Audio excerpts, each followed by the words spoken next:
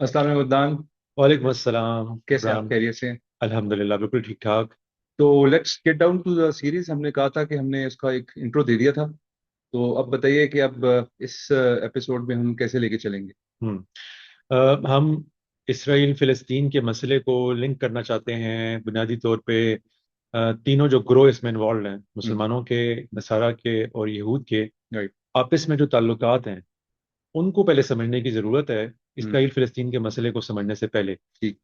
تو ہم نے یہ ڈیسائیڈ کیا تھا کہ ہم اس کو ایسے طریقے سے لنک اپ کرتے ہیں کہ جب ہم اسرائیل فلسطین کے مسئلے پہ پہنچیں تو اس وقت تک جو مسلمانوں کے ان باقی دونوں گروہوں کے ساتھ اور تینوں گروہوں کے جو آپس میں تعلقات ہیں وہ بڑے ہمیں سمجھ میں آتے ہوں، تب ہم سمجھ سکیں کہ ویسٹ جیسا بہیو کر رہا ہے کیوں کر رہا ہے، ہم جیسا بہیو کر رہے ہیں کیوں کر رہے ہیں، اور یہود جیسا بہیو کر رہے ہیں کیوں کر رہے ہیں. تو اس کے لیے مناسب یہی مجھے معلوم ہوتا ہے کہ ہم بالکل اسکوئر ون سے اسٹارٹ کریں. ٹھیک ہے. اور اس کا گراؤنڈ زیرو جو بنتا ہے وہ بنتا ہے جب حضرت ابراہیم علیہ السلام کے جو تینوں ادیان کے ہاں ایک پیغمبر ہیں اور جی. پیٹریارک ہیں، یا. جہاں سے تینوں ہی ادیان ان کو مانتے ہیں. آ، ان کے ہاں جب دو بیٹوں کی پیدائش ہوئی ہے، حضرت اسماعیل علیہ السلام اور حضرت اسحاق علیہ السلام، اس کے بارے وہاں سے ہم اپنے سفر کا آغاز کرتے ہیں. رائٹ. یہ سفر شاید لگ رہا ہو لوگوں کو بہت لمبا ہوگا، اتنا لمبا ہم نہیں کریں گے اس کو. ٹھیک ہے. ہم اس کو کوشش کریں گے 3 سے 4 5 پروگرامز کے اندر اس کو کور کرنے کی. اوکے. کیونکہ ہم ہر تفصیل میں جانا نہیں چاہتے. ہم جہاں کہیں کوئی آ، تعلقات کا، ریلیشن شپ کا کوئی ہمیں اہم موضوع نظر آئے گا، خالی اس چیز کو ڈسکس کرنا چاہتے ہیں. رائٹ. لیکن وہ باتیں بعد میں آئیں گی، پہلے تو ہم نے بنیاد سمجھنی ہے جہاں سے اس ریلیشن شپ کا آغاز ہو رہا ہے. اور وہ سب جانتے ہیں کہ بنی اسرائیل اور بنی اسماعیل سے ہو رہا ہے. جی. تو اس پہ چلتے ہیں. اس پہ چلنے کے لیے جبران میرا خیال ہے کہ ہمیں قرآن پاک سے تو استشہاد کرنا ہی چاہیے. وہ ہماری بنیادی کتاب ہے مسلمانوں کی، اور واحد کتاب ہے ابراہیمی ادیان کی ہمارے ایمان کے مطابق، جو لفظ بلفظ محفوظ ہے. یا. اس لیے اس کو تو ہم پوری تسلی کے ساتھ اور اطمینان کے ساتھ کوٹ کر سکتے ہیں کسی بھی چیز کے لیے. یا. اس لیے اس کو تو اپنے بنیاد بنانا ہی ہے. لیکن اس کے ساتھ ساتھ میرا خیال یہ ہے کہ ہم بائبل کو، اور بائبل میں سے میری مراد اس وقت اولڈ ٹیسٹمنٹ رائٹ. بلکہ تورا کی ہے، اس کو ضرور ہم ساتھ لے کے چلتے ہیں. اس کیویٹ کے ساتھ، اس کوشن کے ساتھ کہ ہم جانتے ہیں مسلمان ہونے کی حیثیت سے کہ بائبل میں خصوصاً تورات میں آ جانے والی ہر چیز سیکرڈ نہیں ہے، ہر ٹھیک ہے. چیز آتھینٹک نہیں ہے. اس میں کچھ غلطیاں داخل ہو گئی ہیں اوور دی ایجز، کیونکہ ایک بڑی پرانی کتاب ہے وہ، 4,000 سال پرانی یا 3500 سال پرانی کتاب جو ہے، یا. اس میں ایسی غلطیوں کا آ جانا یہ کوئی اس کتاب کی یا ان کی ٹریڈیشن کی کوئی تصحیح نہیں ہے، کوئی تحقیر نہیں ہے. یہ ایک حقیقت کا بیان ہے. جس طرح ہماری احادیث ہیں ان کے بارے میں ہمارا جو رویہ ہوتا ہے، اسی طرح کا رویہ ہم بائبل کے بارے میں بھی اختیار کرتے ہیں کہ جی. اس میں سے کھرا کھوٹا علیحدہ علیحدہ کرنے کے لیے ہم ہر وقت چوکنا رہتے ہیں. ہوں. جو ہم قرآن پاک میں نہیں ہوتے ہوں. اس میں ہم پوری تسلی سے گھستے ہیں جب بھی گھستے ہیں کہ سب کچھ ٹھیک ہے. اچھا، میرا ایک آپ سے سوال ہے اس حوالے سے. جی. جتنی ابھی ہم نے لاسٹ ٹائم بھی اس بارے میں گفتگو کی، یہ جو ایوولوشن ہے دین ابراہیمی کا، فرام حضرت ابراہیم ٹل حضور پاک صلی اللہ علیہ وسلم کی لائف تک، اس کو ہم نے کسی سٹیج پہ اکٹھا بھی پیش کرنا ہے کہ مطلب وہ جو چینجز ہے وہ کیا ہے، مطلب واٹ آر دا بیس. ٹھیک ہے، سیاسی مسائل زیادہ امپورٹنٹ ہے اس میں، ہم سیاسی مسائل ہی کی وجہ سے we are more focused on things, ہوں. اور they are driven by some kind of religious ideology as well. لیکن وہ پورا جو ایولیوشن ہے اس میں مطلب جیسے سزائیں چینج ہو گئیں، کچھ چیزیں پہلے مستثنا قرار دی گئی، بعد میں ان کو کوئی حلال چیز حرام کر دی گئی، بہت سارے چینجز آئی ہیں. تو ان کو بھی ایک میرا خیال میں ایک کسی اسٹیج پہ ڈسکس کرنا. ٹھیک ہے، وہ کر لیں گے. اور دیکھیں، موٹی موٹی بات تو ہر کوئی جانتا ہے نا، بنی اسرائیل کو جو احکامات دیے گئے تھے وہ تورات میں مذکور ہیں. یس. اور تورات میں سے بھی خاص کر سے جو آخری کتاب ہے، کتاب استثناء، اس کو جیسے ہمارے استاد غامدی صاحب نے بھی بیان کیا ہے کہ اللہ تعالیٰ نے پوری ترتیب کے ساتھ مرتب کر کے دوبارہ بیان کر دی ہے. کیونکہ وہ کتاب تب لکھی جا رہی ہے جب حضرت موسیٰ علیہ السلام اپنے سفر کے اختتام تک پہنچ چکے ہیں. یس. اور وہ جتنے احکامات ان کے سفر کے دوران پچھلے 40 برس میں نازل ہوتے رہے ہیں وقتاً فوقتاً، ان کو ایک ترتیب سے دوبارہ بیان کر کے گویا قوم کے حوالے کر دیا گیا ہے. اس لیے وہ کتاب ہے جو اس میں سارے احکامات موجود ہیں، اس کو کوئی شخص کھول کے کہیں سے پڑھ سکتا ہے، وہ دیکھ سکتا ہے کہ وہ احکامات بہت سخت تھے.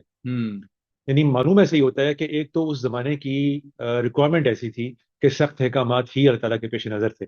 ٹھیک ہے، لیکن اس پہ ہم جائے، میں کیا ہم اس اپنے مین سے ہٹنا چاہے، میں نے آپ کو سوری آئی ہیو ڈیویٹڈ. نہیں لیکن میں اس پہ آپ کے نقطے کو لیتے ہوئے یہ اہم بات ہے، ہوں. موٹی موٹی بات یہی ہے کہ احکامات جنرلی ریلیکس ہی ہوئے ہیں.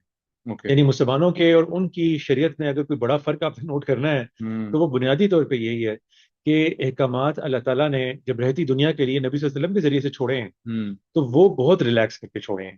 ٹھیک ہے. وہ ان سے کہیں کم درجے کے سخت ہیں جتنے یہود کے سخت ہیں. ہوں. اور یہود چونکہ آج بھی ان احکامات کو مانتے ہیں، ہوں. اور اگرچہ انہوں نے اس سے فرار کی راہ اختیار کی ہوئی ہے یہ کہہ کر کہ جب سے ان کا ٹیمپل تباہ ہوا ہے ہوں. تو سین ہیڈرن چونکہ ان کی ایک ریلیجس باڈی ہوتی ہے ہوں. جو بنیادی طور پہ آپ سمجھ لیں کہ فتوے دیتی ہے، جی.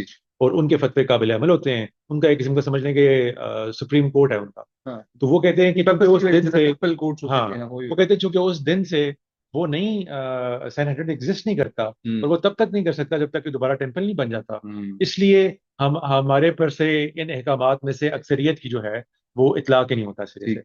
تو انہوں نے ایک فرار کی راہ اختیار کی ہوئی ہے، لیکن دنیا آج بھی جانتی ہے کہ وہ احکامات دراصل بہت سخت ہے. ہوں. یعنی تورات کا جو خدا ہے وہ، آپ نے اگر آج کل کے ملحدین کے بیانات دیکھے ہوں، ہوں. رچرڈ ڈاکنز کے، سیم ہیرس وغیرہ کے، تو وہ اسلام کی تو خلاف ہیں ہی ہیں. ہوں. وہ ان کے نزدیک بھی وہ کہتے ہیں کہ سب سے زیادہ اگر کوئی معاذ اللہ سخت اور ظالم خدا ان کے قول کے مطابق معاذ اللہ سما معاذ اللہ نظر آتا ہے ہوں. تو وہ تو تورات کا خدا نظر آتا ہے. تو اس پر اس کو کسی دن موضوع بنا لیں گے ٹھیک. کہ وہ کس طریقے کی احکامات ہیں جن میں فرق کیا گیا ہے. لیکن بائی اینڈ لارج اگر لوگوں نے سمجھنا ہو تو وہ اس ایک جملے سے سمجھ لیں ہوں. کہ بنی اسرائیل کی شریعت بہت سخت تھی، اور اسلام میں جو شریعت دی گئی ہے وہ اس کے مقابلے میں بہت ریلیکس کر دی گئی ہے. شروع کرتے ہیں جی اس سے تورات سے. لوگوں کو جن کو زیادہ علم نہ ہو، تورات دراصل جو بائبل کتاب مقدس آج موجود ہے، خاص کر سے نصارہ جس کتاب مقدس کو استعمال کرتے ہیں، لوگوں کے علم میں ہونا چاہیے کہ اس کی دو بڑی تقسیمیں ہیں. ایک عہد نامہ قدیم کہلاتا ہے، ایک عہد نامہ جدید کہلاتا ہے. اولڈ کوننٹ اور نیو کوننٹ، یا اولڈ ٹیسٹمنٹ اور نیو ٹیسٹمنٹ. ویسے بہت خوبصورت ترجمہ ہے عہد نامہ قدیم اور عہد نامہ جدید. اور یہ لفظ بھی باقاعدہ بائبل کے اندر سے ہی لیا گیا ہے. ہوں. اس پہ بھی ہم آج بات کر لیں گے کیونکہ وہ ہمارے سے لنکڈ ہے. ہوں. اور عہد نامہ قدیم میں بہت ساری کتابیں ہیں. یعنی بیسیکلی عہد نامہ قدیم کو جو یہود یاد کرتے ہیں نا وہ اس کو تناخ کہتے ہیں. ہوں. ایکچوئل میں تناخ بنتا ہے، لیکن ان کے ہاں چونکہ کچھ الفاظ حروف کے تلفظ میں فرق ہوتا ہے تو وہ اس کو کہتے ہوئے تناخ کہہ دیتے ہیں. ہوں. تو تناخ بیسیکلی ایک ایکرونیم ہے. ایکرونیم کا مطلب یہ کہ ایک ایبریویشن ہے. ہوں. اس میں ٹی جو ہے وہ، یا تے جو ہے وہ تورات کے لیے ہے. ہوں. نون جو ہے وہ نبیین کے لیے ہے. اس کو نبیین کہہ دیتے ہیں وہ، کیونکہ با اور وا ان کے ہاں مکس ہو گیا آپس میں. آپ نے دیکھا ہوگا آج کل بھی جو پرانے زمانے میں ایبرا کڈیبرا ہوا کرتا تھا وہ اب ہیری پوٹر میں آ کے ایواڈا کڈابرا ہو گیا. تو وہ بے کو واؤ میں تبدیل کر لیتے ہیں. اور تیسرا جو ہے کتو ویم ہے، جو کتابیں ہیں ان کی. تو یہ تینوں حصے ہیں عہد نامہ قدیم کے. اس میں سے جو پہلا حصہ ہے تورات کا وہ سیکرڈ ہے، وہ ہمیشہ سے ان کے نزدیک، یہود کے نزدیک اسی طرح محفوظ ہے جس طرح ہمارے نزدیک قرآن پاک محفوظ ہے. اور قرآن پاک میں بھی سورہ طور میں اللہ تعالیٰ جب ذکر کرتے ہیں اس کا تو باقاعدہ ذکر کرتے ہیں کہ وہ کتاب جو ان اینڈنگ سکرولز میں لکھی ہوئی ہے، وہ اللہ تعالیٰ فرماتے ہیں نا کہ وَالطُّورِ وَكِتَابٍ مَّسْطُورٍ فِي رَقٍّ مَّنشُورٍ، کہ وہ جاری ہونے والے ان سکرولز میں لکھی ہوئی پڑی ہوئی ہیں. تو وہ بیسیکلی ان 5 کتابوں کو چونکہ سیکرٹ سمجھتے تھے اس لیے ان کو خصوصی ایک مقام کے تحت سٹور بھی کیا کرتے تھے. یعنی باقی کے تو ان کے ہاں لکھے ہوئے اور طریقے نسخے ہوا کرتے تھے، لیکن تورات کو وہ ہمیشہ ان سکرولز کی مدد سے علیحدہ رکھا کرتے تھے ہر جگہ پر. اور وہ ایک کتاب پوری کی پوری، یعنی تورات میں 5 کتابیں ہیں. ان 5 کتابوں میں سے ہر ایک کو ایک علیحدہ سکرول پہ مکمل کتاب لکھی ہوتی تھی. یعنی وہ اتنا لمبا سکرول بن جاتا تھا کہ آپ اگر ہماری مساجد کے ایک جگہ سے اس کو شروع کریں تو شاید پوری مسجد کا گھیرا کر لیں، وہ اتنا لمبا سکرول ہوتا تھا. اسی لیے اللہ تعالیٰ نے اس کو رقم منشور کہہ کے بیان کیا. تو ان 5 کتابوں کی خصوصی حیثیت ہے. وہ 5 کتابیں ان کے نزدیک وہ ہیں جو اکثریت ان کی یہ مانتی ہے کہ موسیٰ علیہ السلام نے سپرد کی ہیں ہمارے. ان میں سے یہ ویو پوائنٹ بھی ہے لوگوں کا کہ نہیں، کچھ کتابیں چونکہ حضرت ابراہیم علیہ السلام کے زمانے سے چل رہی تھیں تو وہ پہلے کی تھیں، لیکن کم از کم جو پہلی جو یعنی کہ جینیسس کتاب ہے وہ تو آپ کو پتا ہے نا آدم علیہ السلام سے شروع ہوتی ہے اور حضرت موسیٰ علیہ السلام تک آتی ہے. یہاں پر آ کے پھر وہ باقی کی 4 کتابیں شروع ہوتی ہیں، ایگزوڈس اور باقی ساری کتابیں آگے چلتی ہیں. ان کتابوں میں سے جو جینیسس جو پہلی کتاب ہے، جس کو کتاب پیدائش کہتے ہیں ہم اردو میں، اردو کے نسخوں میں، وہ کتاب ہے کہ جس میں بنیادی طور پہ ان تمام انبیاء کا تذکرہ آ جاتا ہے جو حضرت موسیٰ علیہ السلام سے پہلے کے ہیں. یعنی کہ آپ یہ سوچ لیں کہ باقی پورا بائبل، پوری اولڈ ٹیسٹمنٹ حضرت موسیٰ علیہ السلام اور ان کے بعد کے واقعات کے اوپر ہے. تورات کی بھی 5 میں سے 4 کتابیں جو ہیں وہ حضرت موسیٰ علیہ السلام کے اوپر ہیں. اور ایک جو پہلی کتاب ہے جینیسس، جو بہت بڑی کتاب ہے، بلکہ ایک اولڈ ٹیسٹمنٹ کا، اس میں ان باقی سارے انبیاء کا تذکرہ آ جاتا ہے جو حضرت موسیٰ علیہ السلام سے پہلے کے. اس میں تذکرہ آتا ہے ابراہیم علیہ السلام کا، بڑا پورشن ان کے لیے مختص ہے. اور اس پورشن کے اندر ہی حضرت اسحاق علیہ السلام جو ان کے بیٹے ہیں، جن سے پھر آگے جا کے ان کی اولاد ہوئی ہے حضرت یعقوب علیہ السلام کی اور عیساؤ کی صورت میں. اور حضرت یعقوب علیہ السلام کو پھر اللہ تعالیٰ نے چنا ہے، جن سے آگے پھر بنی اسرائیل چلے. یعقوب علیہ السلام کا ہی لقب اسی لیے اسرائیل پڑ گیا. وہ بھی ایک فرشتے نے آ کے ان کو خود ہی لقب دیا تھا. اس کی سٹوری یہود کے ہاں اور ہمارے ہاں مختلف ہے. ہمارے ہاں باقاعدہ اس کی سٹوری تو نہیں پائی جاتی، لیکن لفظی استشہاد حمید الدین فراہی صاحب نے بڑا زبردست کیا اس کے اوپر. انہوں نے بتایا کہ یہ لفظ جو ہے اور اسی طرح کا ہے جس طرح کا ہمارے ہاں عربی میں عبداللہ استعمال ہوتا ہے، اللہ کا بندہ. لیکن ان کے ہاں اس کا مطلب جو ہے یہ قرار پا گیا کہ وہ جس نے خدا کو شکست دی.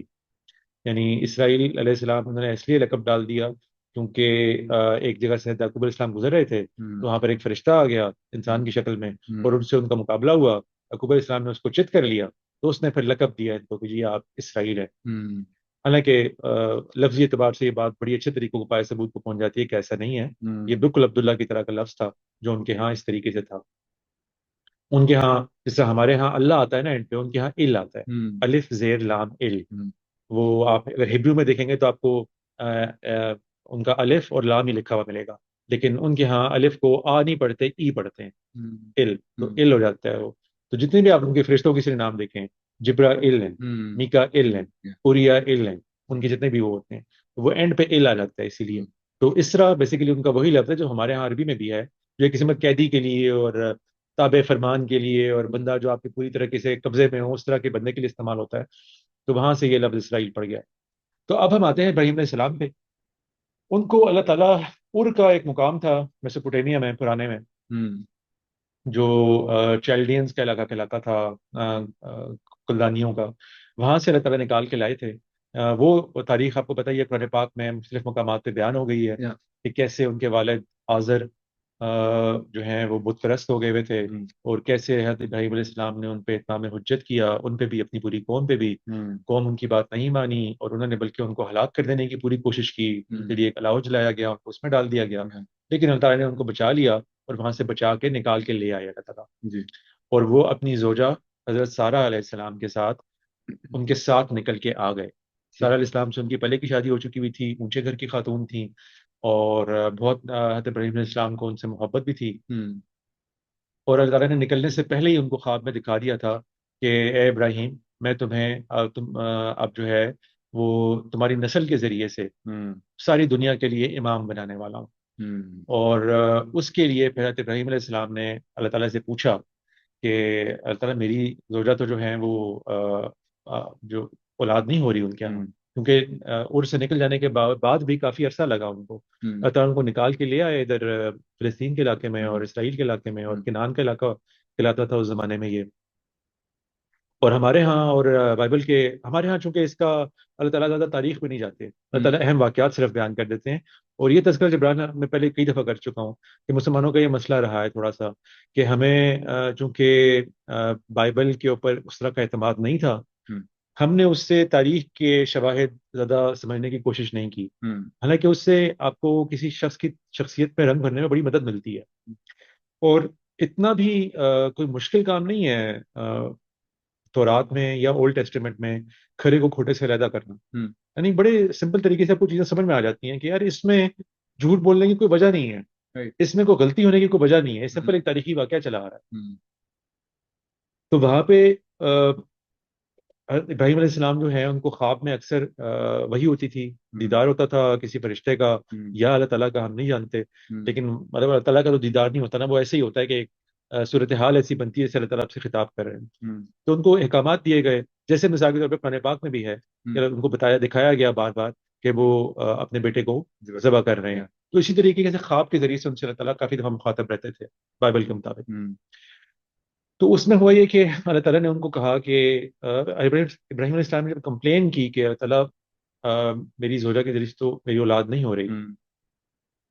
تو اللہ تعالیٰ نے کہا کہ نہیں، تمہاری اولاد ہوگی، اور وہ اتنی ہوگی کہ جتنی اوپر سے تارے گن لو، جتنی یہ ہے اتنی تمہاری اولاد ہوگی. تو وہ پھر خوش ہو گئے، اور پھر کافی عرصہ گزر گیا، ان کے یہاں اولاد نہیں ہوئی. اور مجھے نہیں معلوم کہ اس زمانے میں لوگ کیسے جج کیا کرتے تھے کہ ایک عورت بانجھ ہے کہ نہیں ہے، لیکن معلوم ایسے ہی ہوتا ہے کہ سارا علیہ السلام کو یہی گمان گزرا کہ وہ بانجھ ہے، اور شاید ہو بھی. اور انہوں نے پھر اب آ جاتے ہیں تورات کے اندر. ابھی ہم قرآن پاک سے تھوڑا ہٹ گئے ہیں، میں قرآن پاک ان چیزوں کی تفصیل نہیں بتاتا. ٹھیک ہے. تورات کے اندر یہ عہد نامہ قدیم میں تورات شروع میں ہے، اور اس کا کتاب پیدائش ہے، یعنی پہلی کتاب ہے یہ آپ سمجھ لیں بائبل کی.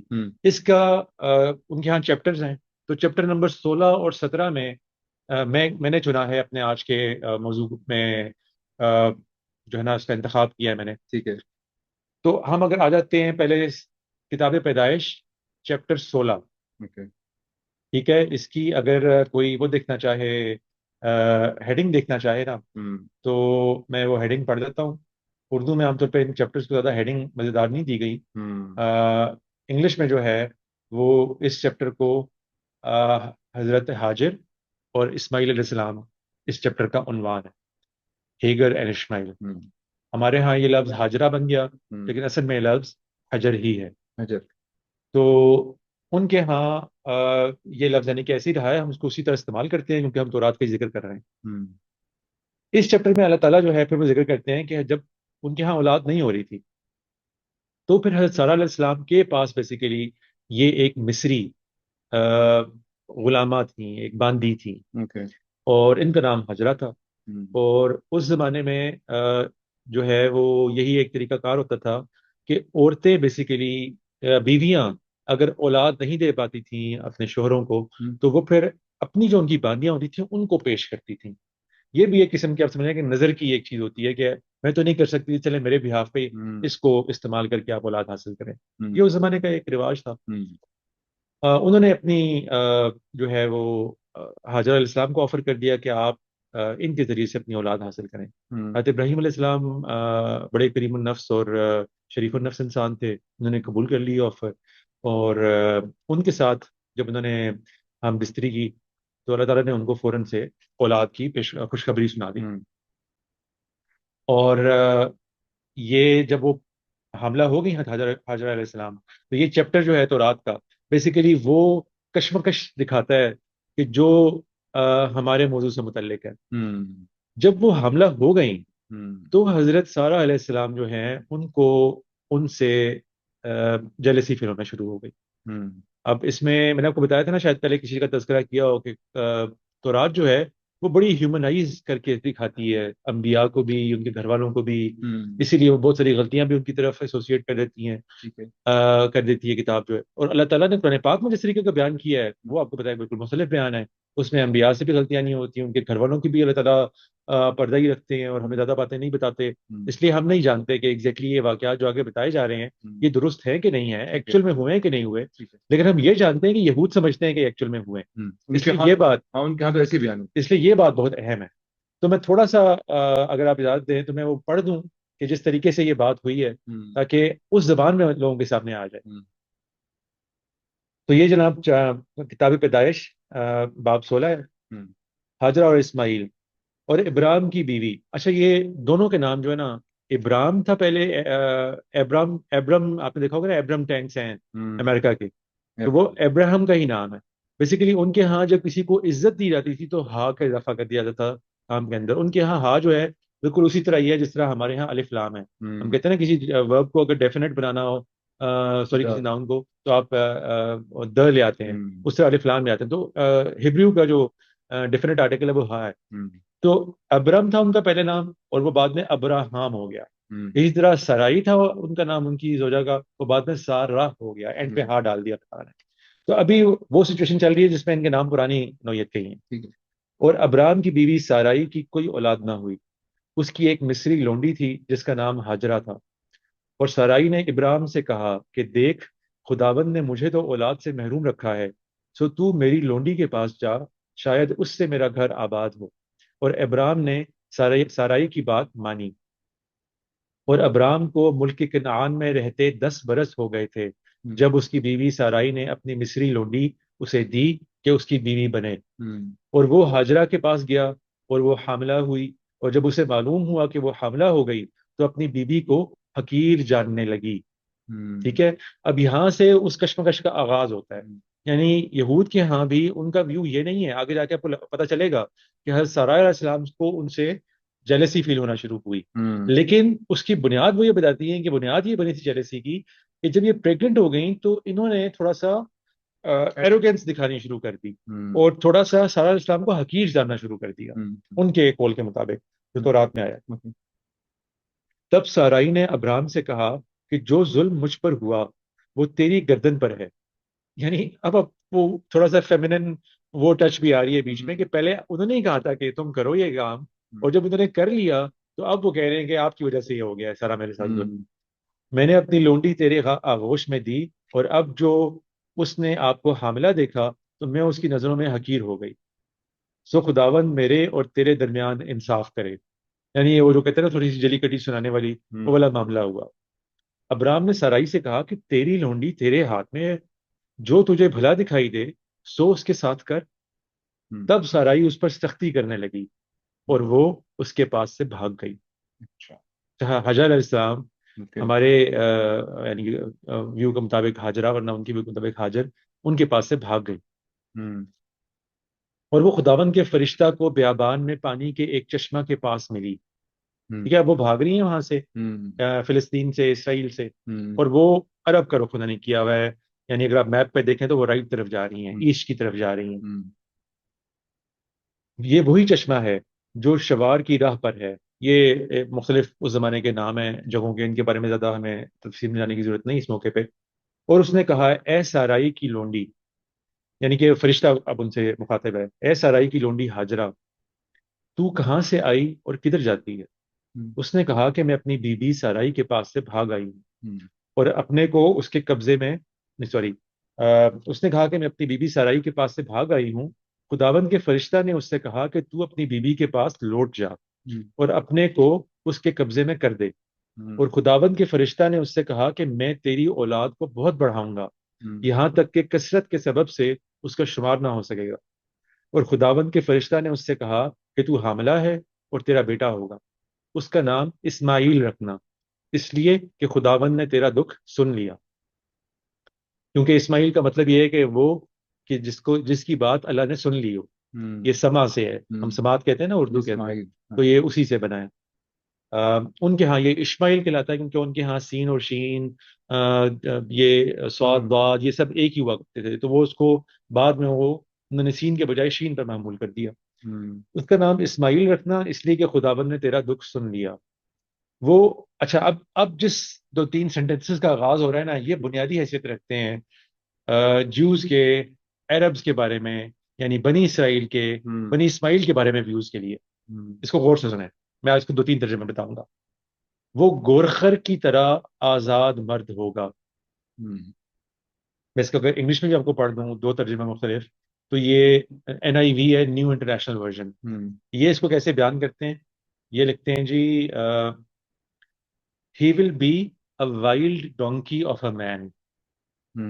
ٹھیک ہے، اسی طریقے سے اگر میں KJV پہ آ جاؤں، کنگ جیمز ورژن جو سب سے زیادہ مشہور ٹرانسلیشن رہی ہے اس کی، تو اس میں آتا ہے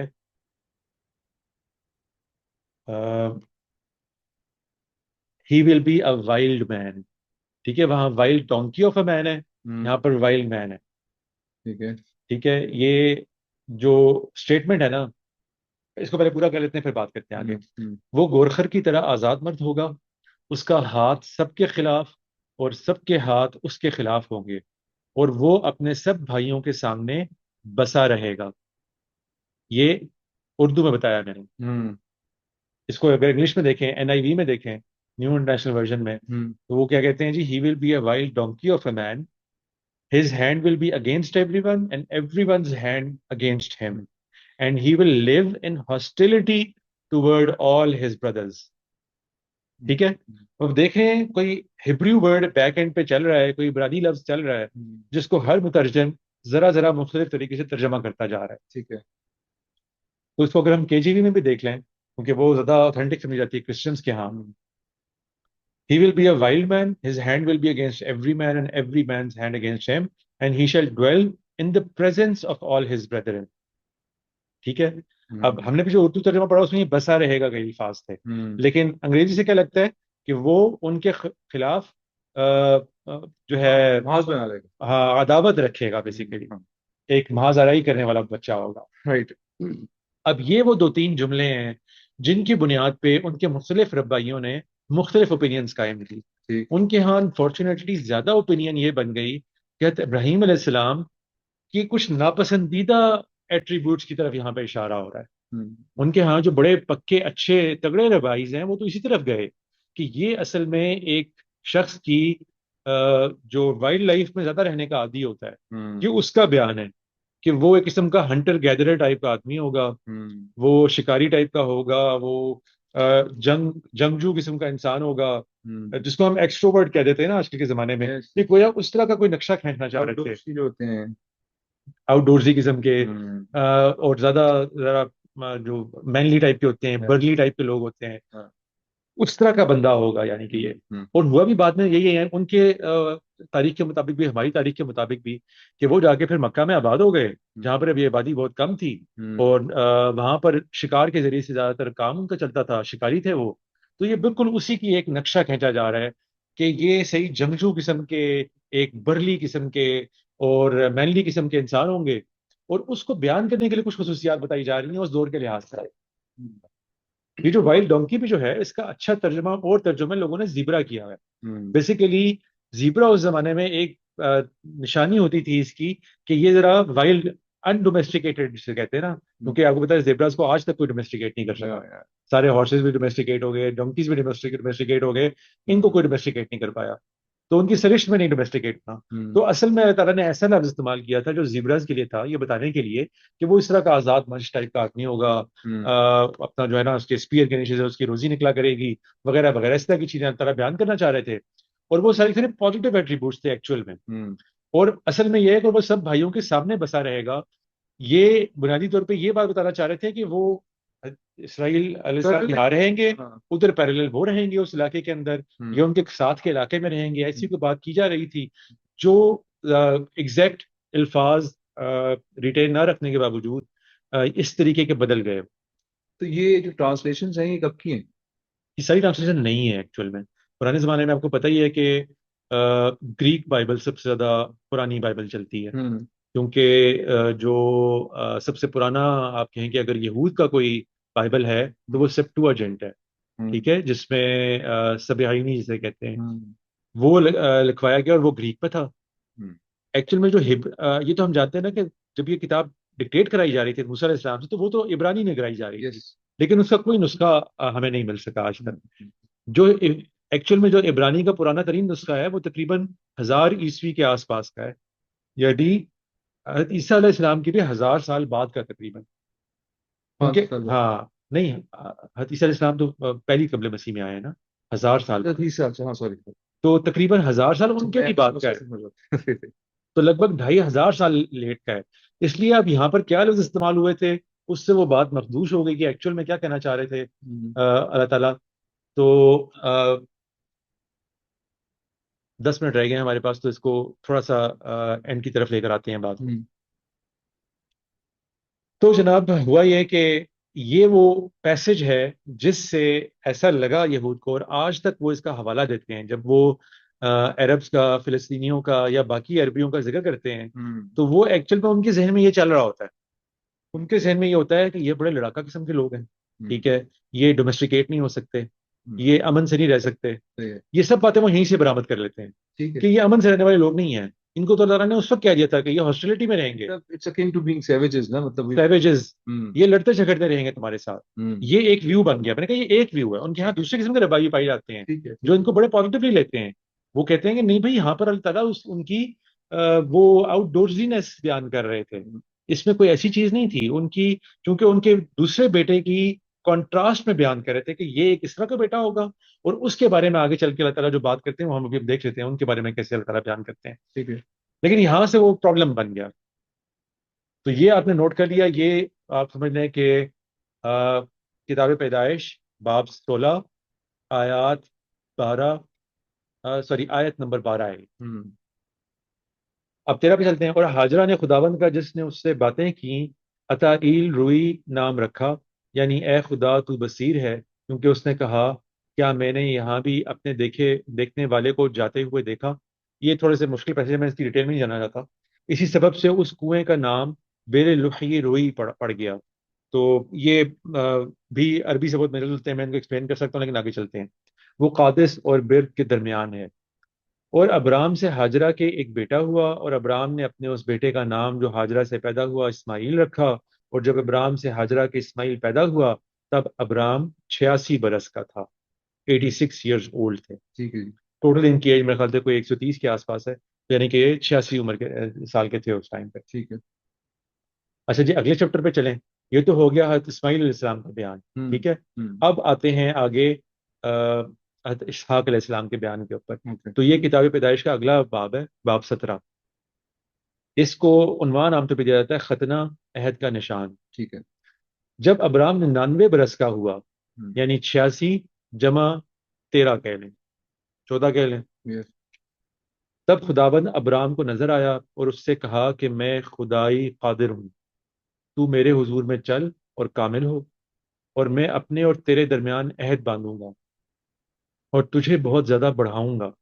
ہوں تب ابرام سرنگوں ہو گیا اور خداوند نے اس سے ہم کلام ہو کر فرمایا کہ دیکھ میرا عہد تیرے ساتھ ہے اور تو بہت قوموں کا باپ ہوگا، اور تیرا نام پھر ابرام نہیں کہلائے گا بلکہ تیرا نام ابراہام ہوگا، ہوں کیونکہ میں نے تجھے بہت قوموں کا باپ ٹھہرا دیا ہے. ہوں اور میں تجھے بہت برومند کروں گا اور قومیں تیری نسل سے ہوں گی اور بادشاہ تیری اولاد میں سے برپا ہوں گی. اور میں اپنے اور تیرے درمیان اور تیرے بعد تیری نسل کے درمیان ان کی سب پشتوں کے لیے اپنا عہد جو ابدی ہوگا باندھوں گا، تاکہ میں تیرا اور تیرے بعد تیری نسل کا خدا رہوں. اور میں تجھ کو اور تیرے بعد تیری نسل کو کنعان کا تمام ملک جس میں تو پردیسی ہے ایسا دوں گا کہ وہ دائمی ملکیت ہو جائے، اور میں ان کا خدا ہوں گا. ہوں اب یہ سب الفاظ بڑے اہم ہیں ان کے ہاں، جی دائمی ملکیت. جی جی میں ٹھیک وہی ہے. پوچھ رہا تھا تو یہ نوٹ کرتے رہیں.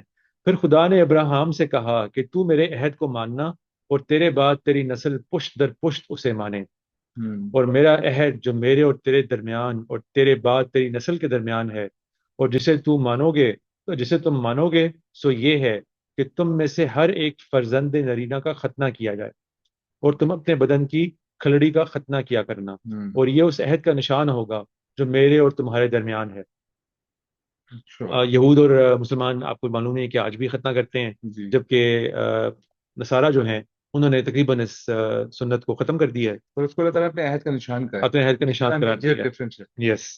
اور یہی وہ وجہ بنی ایکچوئل میں جو پیٹر اور پال کے بہت سے ریفرنسز ہوں ہم نیو ٹیسٹمنٹ میں دیکھیں گے آگے جا کے، ہوں کہ انہوں نے کہا کہ نہیں بھائی ہم پر چونکہ پرانا عہد نامہ قدیم کا جو کا شریعت تھی ہاں وہ اب ہم پہ لاگو نہیں رہی، اس لیے اس چیز کو بھی اب ختم تصور کرنا چاہیے. ہوں لیکن آج بھی بہت سے نصارہ کراتے ہیں، ہوں ایسا نہیں ہے کہ سب نہیں کراتے. ٹھیک ہے تمہارے ہاں پشت در پشت ہر لڑکے کا ختنہ جب وہ 8 روز کا ہو کیا جائے. ہمارے ہاں آپ کو پتہ ہے عام طور پہ 7 سال کا 7ویں دن کا کی سنت پڑ گئی. ہوں یہود کے ہاں یہ 8ویں دن کی تھی. خواہ وہ گھر میں پیدا ہو خواہ اسے کسی پردیسی سے خریدا ہو جو تیری نسل سے نہیں، ہوں لازم ہے کہ تیرے خانہ زاد اور تیرے زر خرید کا ختنہ کیا جائے. اور میرا عہد تمہارے جسم میں ابدی عہد ہوگا. اور وہ فرزند نرینہ جس کا ختنہ نہ ہوا ہو اپنے لوگوں میں سے کاٹ ڈالا جائے، کیونکہ اس نے میرا عہد توڑا ہے. یہاں کاٹ ڈالنے سے مراد ہے کہ اس کو علیحدہ کر دیں بالکل. ایکس کمیونیکیٹ کرتے ہیں. یا تو ان کے ہاں یعنی کہ جب جس زمانے میں شریعت دی جا رہی ہے ان کے ہاں اس کی بہت زیادہ اہمیت ہے ختنہ کی.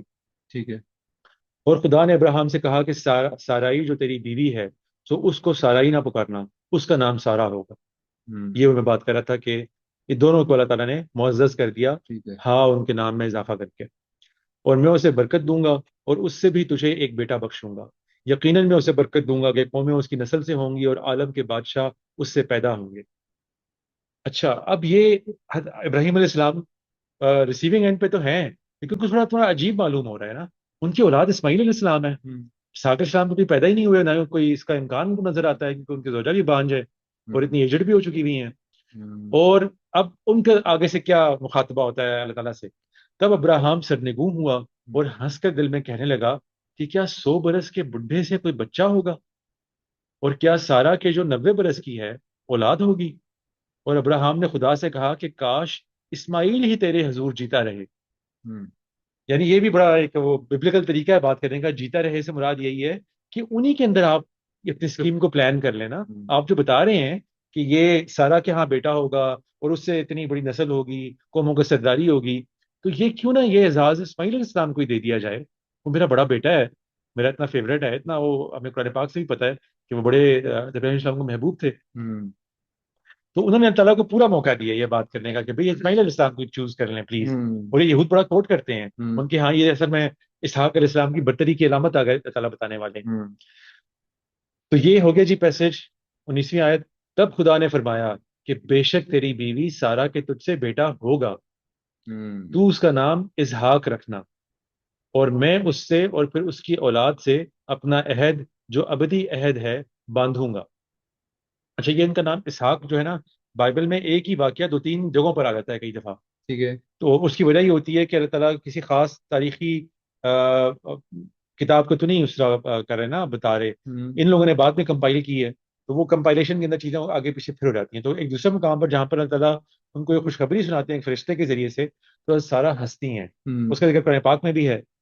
تو ان کے ہاں، یہ ہمارے ہاں تو اسحاق سین سے لکھا جاتا ہے نا، ان کے ہاں یہ سواد سے لکھا جاتا ہے۔ آئیزک بھی جو ہے اس میں سواد سے ہے ان کے ہاں، تو وہ سواد اور دعات کیونکہ ایک ہی لفظ ہوا کرتا تھا، اور ہمیں پتا ہے کہ عربی زبان کے اندر بھی دہا کا دعات سے جو ہے یہ ہنسنے کے لیے، مسکرانے کے لیے استعمال ہوتا ہے۔ تو وہ چونکہ ہنس پڑی جب فرشتے نے ان کو بتایا، تو وہاں سے ان کا نام اسحاق پڑ گیا، یعنی کہ وہ جو جس کے بارے میں ہنسا گیا تھا۔ تو اس کا نام اسحاق رکھنا، اور میں اس سے اور پھر اس کی اولاد سے اپنا عہد جو ابدی عہد ہے باندھوں گا۔ اور اسماعیل کے حق میں بھی میں نے تیری دعا سنی، دیکھ میں اسے برکت دوں گا اور اسے برومند کروں گا اور اسے بہت بڑھاؤں گا، اور اس سے 12 سردار پیدا ہوں گے اور میں اسے بڑی قوم بناؤں گا۔ یعنی ہمیں بنی اسرائیل کے تو 12 قبیلوں کا پتہ ہے، اسماعیل علیہ السلام سے بھی اللہ تعالیٰ نے ایگزیکٹلی یہی وعدہ کیا کہ ان کو میں بہت بڑھاؤں گا، بڑی قوم بنے گی، اور 12 بیٹے عطا کروں گا اسماعیل علیہ السلام کو۔ ٹھیک ہے، لیکن میں اپنا عہد اسحاق سے باندھوں گا جو اگلے سال اسی وقت معین پر سارا سے پیدا ہوگا۔ اور جب خدا ابراہیم سے باتیں کر چکا تو اس کے پاس سے اوپر چلا گیا۔ یہ وہ مقام ہے جہاں پہ یہودی یہ کہتے ہیں کہ دیکھیں جو اچھے والے ان کے ربائز ہیں کہ اسماعیل علیہ السلام کو بھی اللہ تعالیٰ نے بہت عزت دی ہے، ہم مانتے ہیں، اللہ تعالیٰ ان کا اتنا اچھے انداز میں تذکرہ کر رہے ہیں یہاں پہ، اور اسی کو لنک کرتے ہیں اس پچھلے چیپٹر کی بات سے کہ وہاں پر جو جتنا بیان کیا جا رہا ہے وائلڈ ڈونکی آف اے مین، تو وہ کوئی برا کیریکٹرسٹک نہیں بیان کرنا چاہ رہے تھے اللہ تعالیٰ، بلکہ وہ ترجمے کے اندر اس طرح رنگ اس لیے اختیار کر گیا ہے کیونکہ ان کی آؤٹ ڈورزینس، ان کی ہنٹر جو کیپیبلٹی تھی کہ وہ اس طرح کے آدمی ہوں گے اور جنگجو ہوں گے، وہ کیپیبلٹی اللہ تعالیٰ بیان کرنا چاہ رہے تھے۔ تو اس لیے یہ ربائی اس پیسج کو اس پیسج سے لنک کر کے ایک اچھے نتیجے پہنچتے ہیں۔ لیکن زیادہ تر لوگ پھر آگے یہ کہتے ہیں ان کے کہ دیکھیں عہد تو اللہ تعالیٰ نے کہا تھا میں عہد اسحاق علیہ السلام سے آگے چلاؤں گا، یعنی عہد سے کیا مراد تھی؟ ہم تو جانتے ہیں ایز مسلمان کہ مراد ہی تھی کہ ابھی عہد جو ایک کورننٹ باندھنے والا ہوں وہ اسماعیل بنی اسرائیل سے آگے چلے گا۔ لیکن بعض ان کے ربائی جو ہیں وہ اس طرف چلے جاتے ہیں کہ نہیں، یہ اصل میں نیگیٹو کریکٹر ٹریٹس تھے، یہ بتانا مقصود تھا کہ یہ ان کا یہ اپنے بھائیوں کے ساتھ مل کے نہیں چل سکتے کبھی بھی۔ یہ وہ جو آپ نے لفظ دیکھا ہوگا ایک ٹرانسلیشن میں کہ will live in hostility towards his brothers، تو وہ یہی سمجھتے ہیں کہ وہ وائلڈ ڈونکی آف اے مین بھی جو پہلے بتایا ہے، حالانکہ وہ کلیئرلی زیبرا کی مثال دے رہے تھے اللہ تعالیٰ، لیکن اس کو وہ وائلڈ ڈونکی پر ہی معمول کرتے ہیں اور کہتے ہیں کہ بیسیکلی یہی بتانا چاہ رہے تھے کہ بھائی وہ ایک اچھے انسان نہیں ہوں گے، مطلب نیگیٹو کریکٹر ٹریٹس ہیں یہ۔ تو بنیاد تو یعنی کہ وہ یہاں پر ایک 2 کیمپس بن گئے ان کے ہاں ہی رہبائی کے، اس کو تو نوٹ کر لیں آگے چلنے سے پہلے۔ اچھا دوسری بات یہ ہے کہ وہ چلے اس کی تو جانور کے ذکر سے اس حوالے سے ریلیٹ کرنے سے ذکر میں جو خوبیاں ہیں یا خامیاں ہیں اس میں تو غلطی ہوتی ہے، لیکن آگے جہاں پہ اللہ کہہ رہے ہیں کہ بھائی میں اس کو برکت بھی دوں گا اور اس کو رومن بھی کروں گا، ہاں تو یہ تو پھر اس کا مطلب ہے کہ وہ ڈائکوٹمی ہے نا. ڈائکوٹمی ہے، وہ وہی معاملہ ہوتا ہے جو یعنی کہ مکس اینڈ میچ کا، اور کیا اسے کہنا چاہیے کہ کسی اللہ تعالیٰ ان کو کہتے ہیں نا قرآن پاک میں کہ تم بعد الکتاب و تکفرون بعد، کتاب کے ایک حصے کو مانتے ہو اور ایک کا انکار کرتے ہو. تو یہ وہی بات ہے کہ یہاں پر اللہ تعالیٰ آگے آ کے اس کو اللہ تعالیٰ نے بات کو دوبارہ سے بیان کر دیا جی آلموسٹ حضرت اسحاق علیہ السلام کی خوشخبری کے ٹائم پہ کہ نہیں، اس کو میں برومند کروں گا، اس کی اتنی اولاد ہوگی، اس کو بھی ستاروں میں تبدیل کروں گا، سارا کچھ ہوگا. لیکن یہاں پر بھی وہ یہ کہتے ہیں کہ اصل جو فوکس ہے وہ یہ ہے کہ اللہ تعالیٰ کا عہد جو ہے وہ حضرت اسحاق علیہ السلام سے آگے چلے گا، نہ کہ حضرت اسماعیل علیہ السلام سے. ٹھیک ہے. تو جتنی مرضی بھی کوئی اچھائی کر لیں اب اسماعیل علیہ السلام کی، وہ کہتے ہیں کہ یہ اچھائی اور یہ جو اللہ تعالیٰ نے مقام دیا ہے حضرت اسحاق علیہ السلام کو کہ ان سے نبوت آگے چلے گی، ان سے اللہ تعالیٰ کا عہد و پیمان آگے چلے گا، یہ بات ان کے نزدیک بڑی ایک یونیک حیثیت رکھتی ہے. ٹھیک ہے. آئین شیخ میں تو بھی ہم اس پہ ہمیں کوئی اعتراض بھی نہیں ہے اس پہ. ٹھیک ہے. مطلب آئین شیخ میں دیکھا جائے تو ہمیں اعتراض بھی نہیں ہے کہ اس وقت کے لیے واقعی اللہ نے حضرت اسحاق کی ہی جو آگے جنریشن رہی ان میں نبی بھی بھیجے، سب کچھ ہوا، اور وہ جو سامنے آپ بات کروں گا کہ تو میرا خیال میں مطلب ہے کہ he will exist there, he will be there, he will not, اس کی ان کی مطلب نسل ختم نہیں ہو جائے گی، وہ ختم نہیں ہو جائے گی، وہ ٹھیک بھی ہے آباد رہیں گے. آباد رہیں گے. Yes. وہ کیوں رہیں گے؟ اگر میں اب ہمارے پاس بہت زیادہ ٹائم ہے سوچنے کے لیے، وہ بتانے کے لیے کہ بھائی دیکھو دس کوڈ بی سم تھنگ، کوئی ایسا اشارہ ہو کہ بھائی میں آگے تم لوگوں نے اپنے صحیح راہ پہ نہ چلے تو میں ٹرانسفر کر دوں گا یہ ساری جو ہے نا برکت ادھر. Yes. مطلب یہ ہمیں نہیں پتا، میں تو صرف جسٹ نہیں ایکچولی ہم مسلمان تو جب تورات کو پڑھتے ہیں تو ہم آگے جب ڈیوٹرونومی کے اندر 18 جو مشہور آیت ہے ان کی، کہ جس میں وہ ذکر کرتے ہیں کہ میں پھر وہ جو پیغمبر جس نے آنا ہے اس کو تمہارے بھائیوں میں سے اٹھاؤں گا. ہم تو پورا لنک کرتے ہیں نا اس کو کہ بھائی وہ تو اصل میں یہی بات اللہ تعالیٰ نے وہاں بتا دی کہ بھائی ٹھیک ہے یہ معاملہ سارا چلا موسیٰ علیہ السلام تک، آگے بھی چلے گا، لیکن پھر ایک ٹائم آئے گا جہاں پر یہ سارا کا سارا معاملہ ان کے بھائیوں کی طرف منتقل ہو جائے گا. تو وہ بات ابھی آگے جا کے آئے گی. فی الحال ہم اس چیپٹر کو اس لیے مکمل کرتے ہیں کہ یہ پہلا ہم نے دیکھ لیا ان کی دلوں میں تھوڑی سی کجی آئی عربز کے لیے اور بنی اسماعیل کے لیے، وہ کہاں سے پیدا ہونی شروع ہوئی. یعنی ان کا ہر بچہ جو پیدا ہوتا ہے وہ تورات پڑھتا ہے. آج تو اسرائیل میں اس کو باقاعدہ پڑھایا جاتا ہے، اسکولوں میں پڑھایا جاتا ہے. تو وہ ان کے دلوں میں یہ بات پہلے سے ڈل جاتی ہے کہ یہ جو عربز ہیں نا ان کو اس خاص رنگ سے دیکھنا ہے ہمیں. اسی چیپٹر کو اگر ہم آگے جاری رکھیں تو آگے اور بھی کچھ ایک بڑا راز اور بھی کھلنے والا ہے. اور ویسے جانی دشمنی ہمیشہ اپنوں کے ساتھ زیادہ ہوتی ہے نا، باہر والوں کے ساتھ تو آپ دشمنی ہونا کوئی بڑی بات نہیں. جی.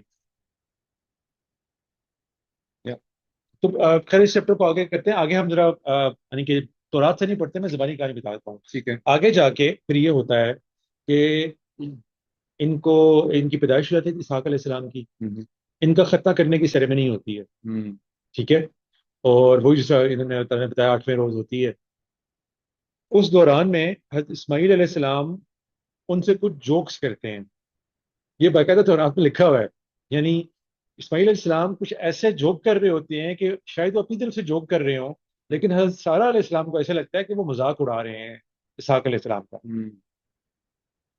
تو اس پر آ کے حضرت سارہ علیہ السلام حضرت ابراہیم علیہ السلام سے کہتی ہیں کہ علیحدہ کر دو ان کو اپنے سے، یہ ہمارے ساتھ نہیں رہ سکتے، ان کو بالکل علیحدہ کر دو. اور پھر اس کے نتیجے میں تورات کے مطابق حضرت ابراہیم علیہ السلام جا کے ان دونوں کو اسماعیل علیہ السلام کو بھی اور حاجرہ علیہ السلام کو بھی بیابان میں چھوڑ کے آ جاتے ہیں. اچھا، وہ پنشمنٹ کے طور پہ کہ جیسے ان کی طرف سے وہ پنشمنٹ ہے یا ان کو ایکسکمیونیکیٹ کر دیا، علیحدہ کر دیا، اتنا دور لے گئے ہیں کہ وہ اب ہمارے سے کنسرن نہ کریں. اور ان کی جو آگے اورل تو رہا ہے وہ تو اس طرح کی روایت بھی بیان کرتی ہے کہ حضرت ابراہیم علیہ السلام تو بولتے بھی کچھ نہیں ہے، چپ رہتے ہیں، جا کے وہاں پہ چھوڑ دیتے ہیں. حضرت حاجرہ ان سے سوال جواب بھی کرنے کی کوشش کرتی ہیں، آگے سے کچھ نہیں بولتے.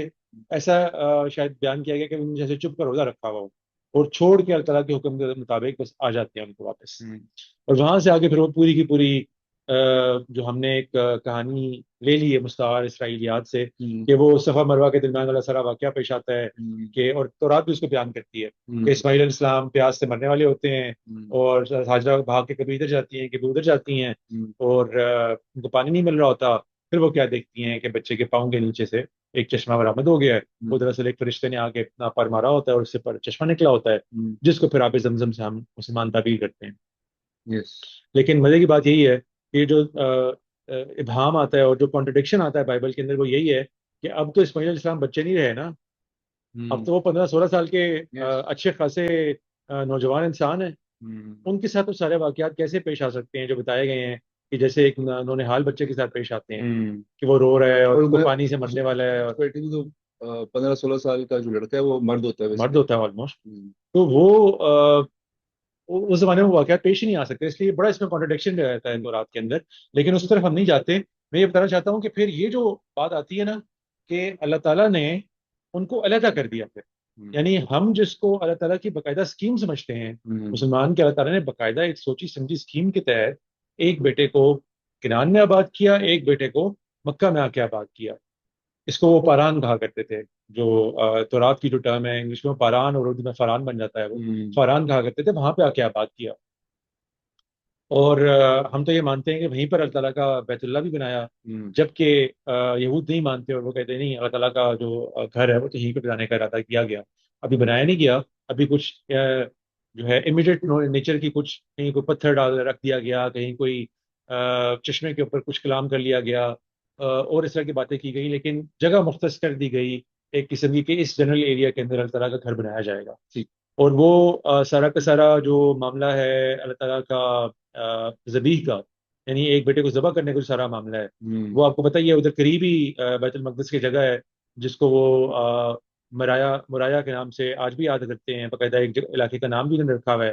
کہ وہ سارا جو واقعہ تھا ان کی ذبح کرنے کا، وہ اسحاق علیہ السلام کے ساتھ پیش آیا اور وہ مرایا کے مقام پہ پیش آیا. یعنی کہ مروہ کے لفظ کو وہ وہاں بھی تبدیل نہیں کر سکے، مربع کا لفظ رہ گیا بائبل کے اندر، لیکن انہوں نے کہا نہیں، مربع دراصل ادھر ہی قریب ایک جگہ کا نام تھا، وہ ادھر نہیں تھی، مکہ میں نہیں تھا، وہ یہیں پہ تھا.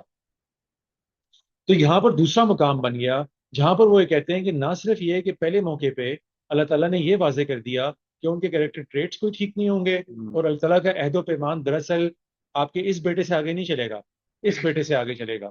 تو یہاں پر ان کے نزدیک کچھ ان کے اندر کوئی کریکٹر فلاز تھے جس کی بنیاد پر اللہ تعالیٰ نے ان کو محروم رکھنے کا فیصلہ کیا اور ان کو نوازنے کا فیصلہ کیا. اور دوسرا یہ کہ آگے جا کے جب ان کے بیٹے کی پیدائش ہو جاتی ہے اور یہ مذاق کا ایک واقعہ پیش آتا ہے، اس کے بعد سے انہوں نے یہ کہانی تسلیم کر لی کہ ان کو بچنے کے لیے حضرت ابراہیم علیہ السلام نے اپنے سے علیحدہ کر دیا. یہ قسم کی سزا تھی جو ان کو دے آئے حضرت ابراہیم علیہ السلام کو چھوڑ کے آگے ایک بیابان کے اندر، اور وہاں پر انہوں نے خود سے ہی سروائیو کیا. حالانکہ اورل تورا میں آگے جا کے بڑے مزے کے اور واقعات بھی آتے ہیں جبران، جہاں پر باقاعدہ وہ واقعہ بھی آتا ہے جو ہمارے ہاں صوفیوں نے اور بزرگوں نے تسلیم کر لیا اپنی تفسیروں میں بھی اور اپنے واقعات میں بھی، کہ جس میں آتا ہے کہ ابراہیم علیہ السلام سے ملنے کے لیے گئے اور اسماعیل السلام گھر پہ نہیں تھے، ان کی زوجہ تھیں وہاں پہ. تو انہوں نے ان سے پوچھا کہ بھئی کیا حالات ہیں تمہارے گھر میں؟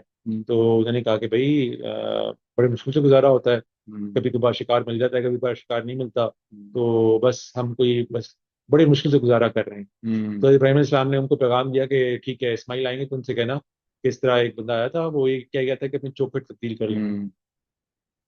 تو یہ پورا واقعہ آگے آتا ہے اس میں، اور جس کے بعد پھر اینڈ پہ جا کے اسماعیل السلام کہتے ہیں کہ جی وہ میرے والد تھے اور آپ کو یہ پیغام دے گئے کہ آپ کو میں بس طلاق دے دوں، علیحدہ کر دوں. پھر وہ دوبارہ شادی کرتے ہیں ایک اور خاتون سے، پھر ابراہیم علیہ السلام آتے ہیں تو وہ آ کے ان سے پوچھتے ہیں کہ کیسے حالات ہے، تو وہ بھی وہ آگے سے کہتی ہیں کہ حالات بہترین ہے جی، اللہ تعالیٰ کا بڑا شکر ہے، اللہ تعالیٰ بہت کھل کے ہمیں رزق ادا کرتے ہیں. حالانکہ حالات ایکچوئل میں ایک سے ہی ہوتے ہیں، یہ ان کو دیکھنے کا زاویہ نظر مختلف ہوتا ہے. تو ابراہیم علیہ السلام ان سے کہتے ہیں کہ نہیں، آپ میرے اسماعیل سے کہنا کہ یہ چوکھٹ باقی رکھو، یہ ٹھیک ہے. تو وہ کہتے ہیں کہ وہ واقعہ آپ کو پروف کر کے چلے گئے. تو یہ واقعہ بھی وہ بیان کرتے ہیں کہ اس سے بھی صاف پتہ چلتا ہے کہ ابراہیم علیہ السلام سے ملتے جاتے رہتے تھے، لیکن ان کے ہاں یہ ویو چونکہ اورل تورا میں آیا ہے، تورات میں نہیں آ سکا، تو وہ اس ویو پر آ گئے.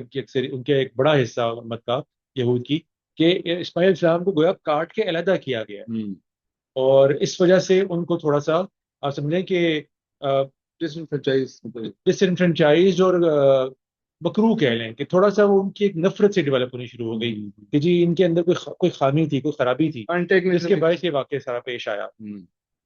تو یہ دو بڑے واقعات ان کے ہاں پیش آ گئے، جس کے نتیجے میں یہ چیپٹر 1 ہم قرار دے سکتے ہیں اس جرنی کا، کہ جس میں یہود کے ہاں جہاں سے پیدا ہو رہی دونوں قومیں، یہود کی اور مسلمانوں کی، اس پیدائش کے اندر انہوں نے دو خامیاں تصور کر لی عربس کے اندر، بنی اسماعیل کے اندر، اور بعد میں اسی کو انہوں نے چسپاں کر دیا مسلمانوں کے اوپر ایز اے ہول، کہ بھئی یہ تو ایسے لوگ ہیں، یہ تو ایسے لوگ ہیں جن کو اللہ تعالیٰ نے ان کو پہلے کا بتایا ہوا تھا کہ یہ لڑاکا مار کٹائی کرنے والے لوگ ہوں گے، امن سے نہیں رہ سکیں گے، ہر وقت لڑتے مرتے رہیں گے، اور جو ہے ان کو اللہ تعالیٰ نے کوئی اپنا دین بھی عطا نہیں کیا، یہ کوئی پڑھے لکھے بھی نہیں رہے، اور اس لیے ہر قسم کی حقارت جو ان کے ذہن میں آئی بعد میں ان کے بعض گروہوں کے یہود کے، وہ یہاں سے پیدا ہونی شروع ہوتی ہے کہ وہ بائبل کے ان پیسز کو ایسے پرسیو کر رہے ہوتے ہیں۔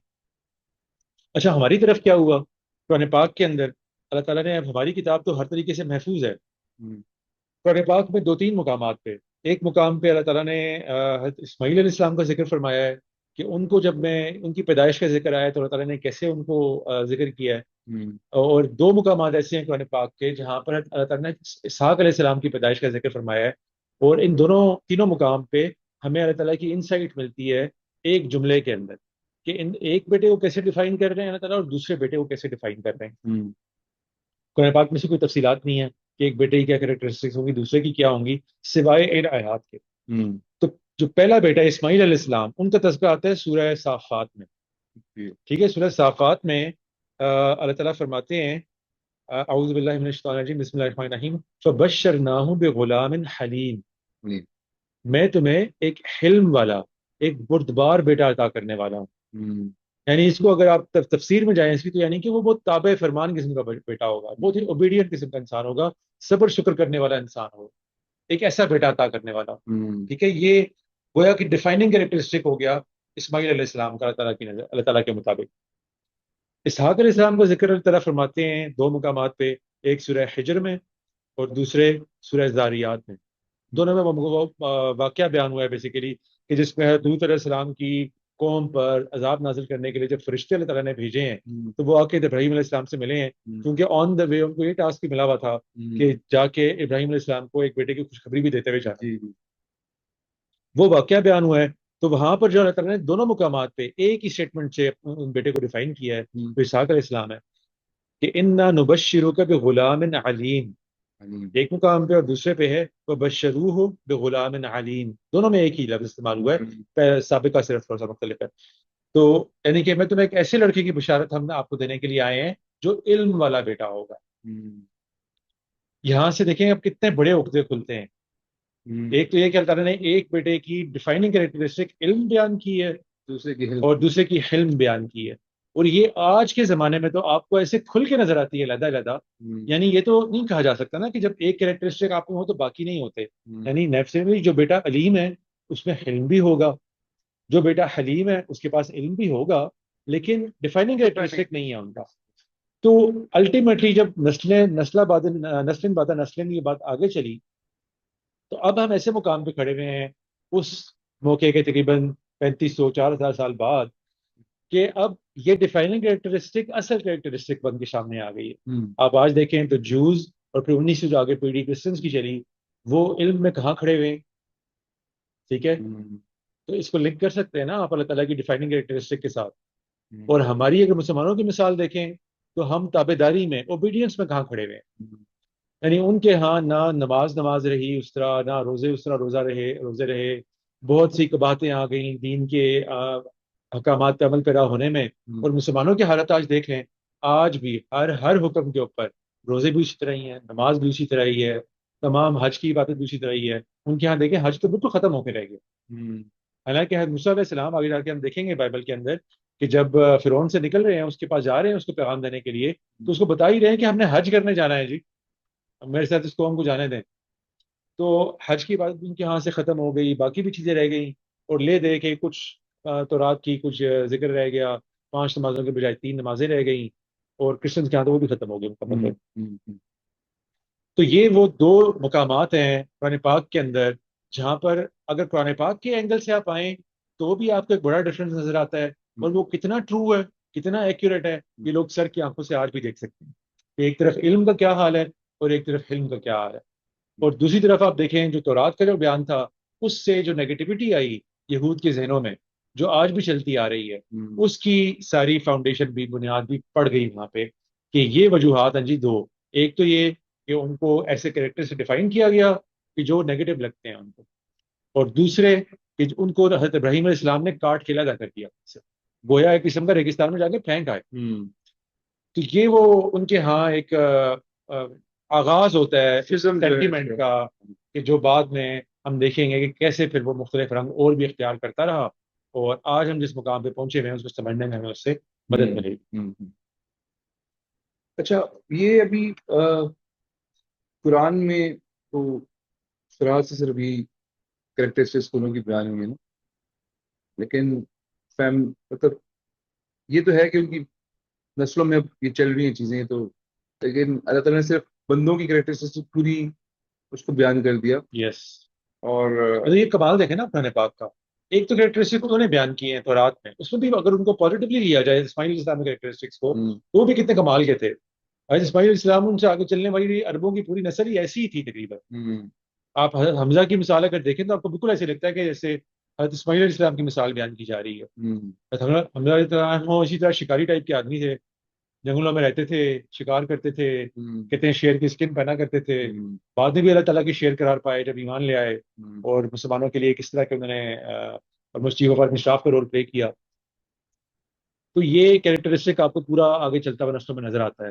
اور اس طرف اگر دیکھیں قرآن پاک کی طرف، تو وہ جو علم اور حلم کا فرق تھا وہ آج پورے اپنے جوبن پر علیحدہ صورت میں نظر آ رہا ہے.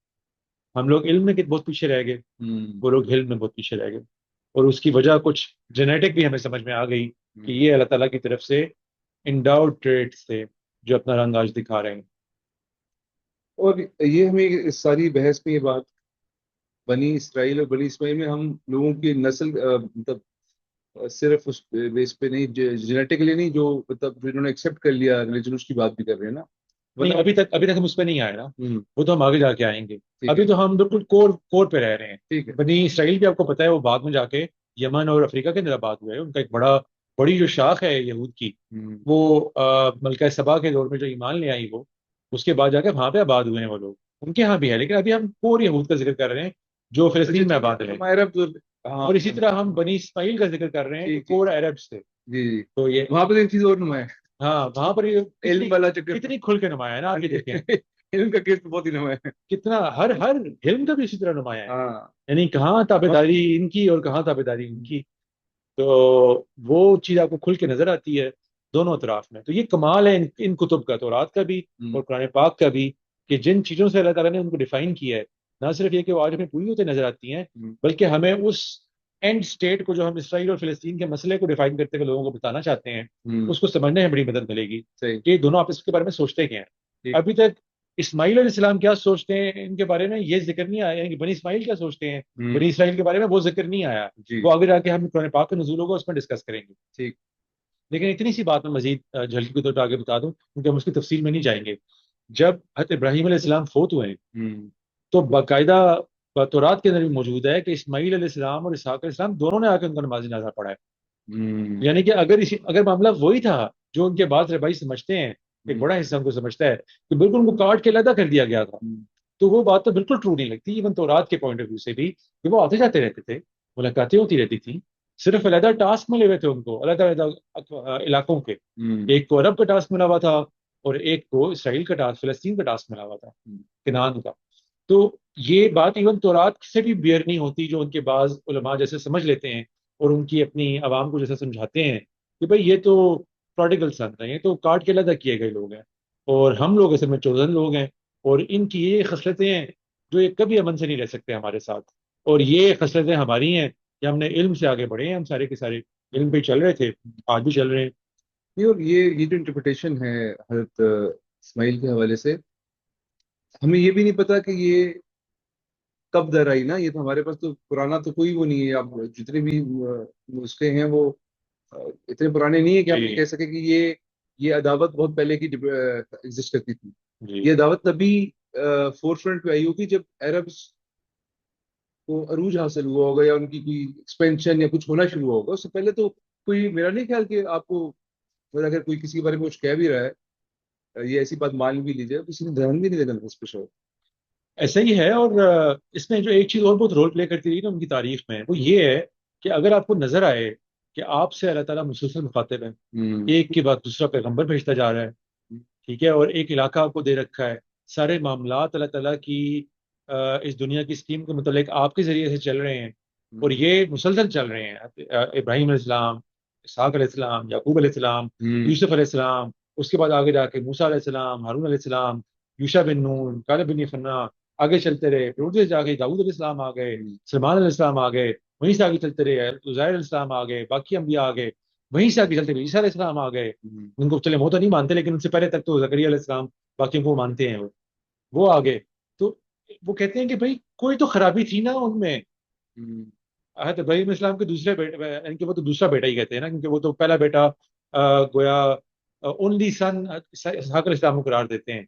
ان کی مجبوری یہ ہے کہ وہ جہاں پر اللہ تعالیٰ ذبیح کا ذکر کرتے ہیں، وہاں پر بار بار تو رات میں الفاظ آتے ہیں اپنے اکیلے بیٹے کو، جو تمہارا یور اونلی سن، انگلش میں آتا ہے بار بار، ہوں یور اونلی سن، جو واضح کرینہ ہے اس چیز کا. اسماعیل علیہ السلام کے بارے میں بات ہو رہی ہے، لیکن وہ یہ بتانا چاہتے ہیں کہ اصل میں اللہ تعالیٰ بیٹا ہی ہے اسحاق علیہ السلام کو قرار دے رہے ہیں. تو یہ دیکھیے کتنی چیزیں مل جاتی ہیں جی نا، جی جی کتنے اس طرح کے ویوز، کہ گویا ان کو کاٹ کے علیحدہ کر دیا گیا ہے، ان کو ایک قسم کا ایک کمتر درجے کا بیٹا مانا گیا ہے، ہوں جو شاید باندی کے ذریعے سے جو بیٹے ہوتے تھے، حالانکہ ان کے نزدیک وہ پورے بیٹے ہوتے تھے، لیکن ان کے خاص کیس میں وہ کوئی کمتر درجے کا بیٹا تھا، اور یہ کوئی ایسا سن تھا جس کو اللہ تعالیٰ یہ کہنے میں مجبور ہوئے کہ یور اونلی سن.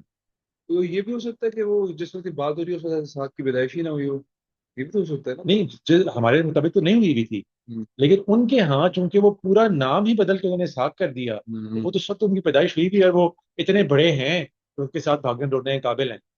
تو وہ یہ ساری چیزیں مل کے نا ان کے ہاں نسل آباد نسلیں دیکھتے ہیں کہ ایک پیڑھی جو ہے اس کو اللہ تعالیٰ نے محروم رکھا ہوا ہے، وہ اپنی بت پرستی میں پڑی ہوئی ہے، اور طرح طرح کی خامیاں ان میں آ گئی ہوئی ہیں. تو ہوں وہ بڑی حکارت ایک پیدا ہو گئی ان کے متعلق. اہل اوپن کتاب نہیں ہے، اہل علم نہیں اہل ہے. علم نہیں ہے، اہل کتاب نہیں ہے، اللہ تعالیٰ نے ان کو بالکل اکیلا چھوڑا ہوا ہے. حالانکہ آپ یہ دیکھیں ان کے یہاں جو دوسرا گروہ ہے ہوں یہ بھی ایگزسٹ کرتا تھا، کیونکہ جو مدینہ میں آ کے یہود آباد ہوئے وہ دراصل اسی لیے آباد ہوئے تھے بہت سی مورخین کے تحت، کہ ان کو پتا تھا کہ اب اللہ تعالیٰ شاید یہاں پہ شفٹ کرنے والے ہیں پیغمبری کو.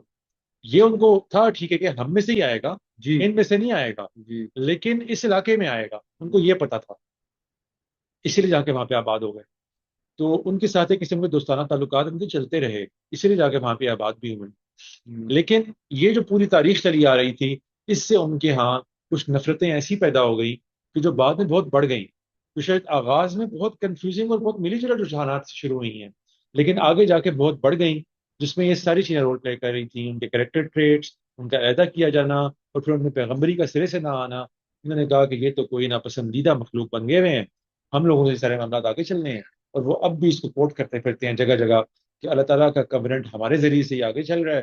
اور یہ تو وہ دراصل آ، آ، جو ہے دھلکارے ہوئے لوگ تھے ہوں. کہ جنہوں نے یہ دعویٰ کر چھوڑا ہے کہ ہمارے اندر بھی فقط نہیں، بھرا ہے. یہ جو سارا اناد ہے اور یہ ساری ایک اینیموسٹی کی جو فضا پیدا ہوئی، تو وہی کہہ رہا ہوں کہ یہ لیٹر پیدا ہوئی نا. مطلب پہلے کے زمانے میں تو اس کا کوئی ذکر کی بھی ضرورت نہیں تھی. مطلب ہمیں تو آج کے حساب سے ہم پچھلے 1500 سال کے اس پہ ہم بیس کر رہے ہیں نا، کہ ان کے اندر یہ بحثیں ہوئیں اور یہ سب کچھ قرار دیا گیا ہمیں مسلمانوں کے آنے کے بعد. ہوں. تو اس سے پہلے تک تو اس کی ضرورت بھی نہیں تھی انہیں. ہمارے پاس علم بھی نہیں ہے اس سے پہلے کا، آپ کو پتہ ہاں ہے اس سے پہلے کی تاریخ بھی نہیں ہے تو ہوں صحیح. آپ کو ہارڈلی یا تو ببلیکل سورسز ہی ملتے ہیں، ہوں اور یا آپ کو ایسے مورخین ملتے ہیں جیسے جوزیفس ہے، ہوں جس نے جو بیسیکلی عیسیٰ علیہ السلام کے دور میں ایک یہودی تھا، ہوں جو بعد میں آ، آ، مختصر عرصے کے بعد ہی اس نے اپنی پوری ایک تصنیف کی تاریخ کی کتاب جس میں سارے واقعات نقل کیے. وہ اصل میں چونکہ یہودی تھا ہوں تو اس لیے اس نے وہ تمام تاریخ بھی نقل کر دی. لیکن یہ بھی واقعہ ہے اس واقعے سے کم از کم 2000 سال بعد کا. ہوں تو اس لیے ہمیں نہیں معلوم کہ ایکچوئل میں اس زمانے میں کیا چیزیں پیش آئیں. ہم تو آج کے سارے فٹ پرنٹس کو دیکھتے ہوئے انہیں یہ اندازہ لگا رہے ہیں کہ اصل میں یہ خرابی کہاں سے پیدا ہوئی، کیونکہ آج بھی یہ چیزیں اسی طریقے سے پڑھائی اور سکھائی جا رہی ہیں. یہود کو جب وہ تورات پڑھتے ہیں تو وہ اس ساری چیزوں سے آگاہ ہو جاتے ہیں کہ اچھا عرب تو ایسے تھے، ہوں یہ تو اسماعیل علیہ السلام کی اولاد تھی، تو یہی ان میں خامیاں تھیں، اس لیے ایسے ہو گیا. پھر بعد میں ان کو نبوت نہیں ملی تو کوئی وجہ تو ہوگی نا. تو یہ سب چیزیں مل جاتی ہیں یہ ویو بنانے میں کہ یہ کوئی خراب قسم کے لوگ ہیں. ٹھیک ہو گیا. میرا خیال ہے چیپٹر 1 کو یہاں پہ کلوز کرتے ہیں، اوکے. اور اب چیپٹر 2 سے آغاز کریں گے کہ ہم دیکھتے ہیں کہ اب ہم نے نیکسٹ ایک اہم موڑ کا تذکرہ کرنا ہے، وہ اگلے پروگرام میں انشاءاللہ اس کا تذکرہ کریں گے انشاءاللہ. ٹھیک ہے جی، انشاءاللہ. اوکے، تھینک السلام یو، علیکم. السلام علیکم.